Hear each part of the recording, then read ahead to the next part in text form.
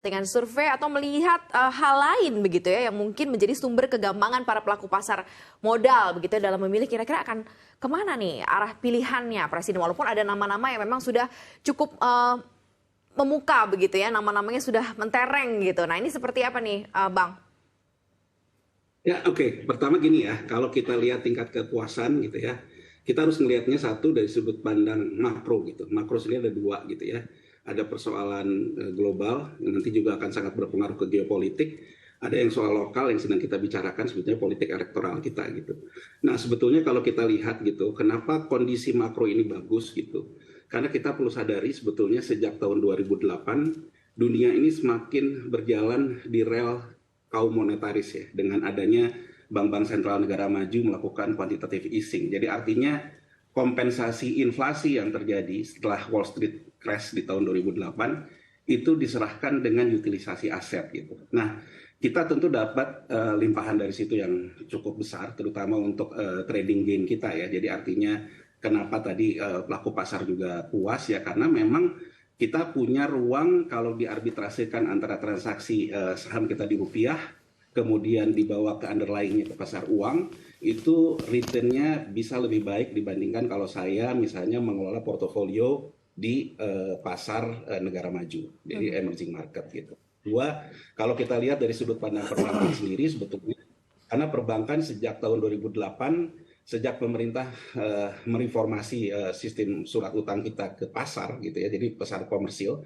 sebenarnya suku bunga bank sentral ataupun BI rate sudah tidak memegang peranan penting karena BI sendiri sudah mengalihkan instrumen moneternya ke surat utang gitu ya, jadi artinya likuiditas dan segala macam di situ, jadi yield-nya akan bermain di surat utang. Nah, kenapa kita punya tingkat kepuasan? Karena orang gini gitu. Kemarin kan inflasi Amerika sampai ke 9 mau ke 10 gitu ya. Kemudian global juga Eropa dan sebagainya. Nah, koreksi di negara lain tuh besar-besar gitu. Kenapa? Karena suku bunga mereka rendah. Jadi artinya mereka berada dalam teritori suku bunga rendah, misalnya suku bunga negatif dan sebagainya, sehingga kontraksi yield-nya besar. Nah, sementara kalau kita, suku bunga kita, surat utang negara kita dari 2008 sampai ke 2019, itu in average ada di sekitar 7%. Artinya, kalau inflasi di Amerika jadi ke 10, kita mungkin hanya koreksi harga di sekitar 10 basis poin.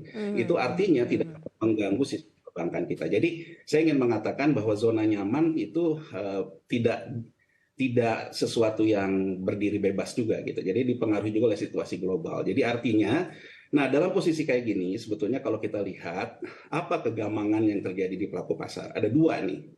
Satu yang dilihat adalah bagaimana terkait dengan pertempuran yang sudah semakin tampak ya antara dua kubu moneter yang sekarang mendominasi, yaitu kubu special drawing right-nya IMF yaitu Amerika dan sekutunya, dan kemudian kubunya Cina dan sekutunya di BRICS gitu. Ini kan semakin menguat gitu. Ada dua sinyal yang dilihat sebetulnya, sinyal-sinyal hostile takeover sudah terjadi misalnya ketika Adani di India mulai ditekan gitu ya, ditekan dari sisi harga. Kemudian Singhan gitu juga ditekan dari sisi short-nya di bursa komoditas Inggris gitu. Nah, dua hal ini sebetulnya dicermati oleh pelaku pasar, what next in our market gitu. Jadi artinya di global market ini selanjutnya geopolitik akan kemana. Ini kekhawatiran besar dan menurut saya sebetulnya meskipun yang belum tercakup di survei ini menurut saya akan menentukan gitu. Jadi kalau kita bicara siapa yang menentukan elektoral, suka nggak suka gitu. Elektoral kita ini berbiaya besar. Tapi sebetulnya pemilihnya mungkin bukan yang disurvei oleh CNBC. CNBC ini mungkin dari sekitar berapa voter gitu ya. Jadi voternya kan kebanyakan di desa, kebanyakan milenial dan sebagainya.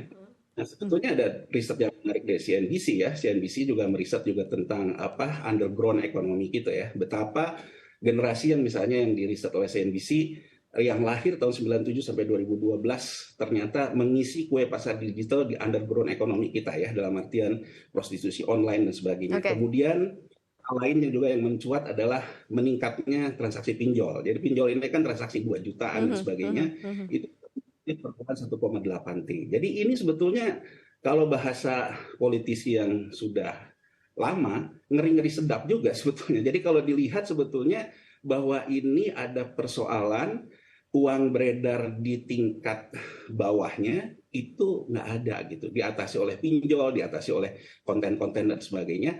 Nah ini kemudian siapapun yang maju, mau 3 calon kayak mau 2 calon, dia akan membutuhkan biaya yang besar gitu. Oke. Jadi istilahnya perlu uang jago dan sebagainya. Nah di sini Baik. sebetulnya yang di pasar modal tuh akan sangat menentukan. Dia akan menentukan siapa yang akan jadi gitu. Makanya kalau Benar. menurut saya tidak terlalu heran kalau misalnya surveinya mengarahkan kepada keberlanjutan. Tapi yang harus kita catat adalah di depan kurva bisa jadi ini juga jadi masalah buat bangsa. Ya, ya, Itu ya. sebetulnya Setuju sih Bang ya. Apalagi kalau misalnya ceruk-ceruk pasar tadi ya, uang yang beredar yang di underground ekonomi bisa ditarik begitu ya menjadi otoriti di investasi, itu akan lebih oke begitu ya masuk ke pasar.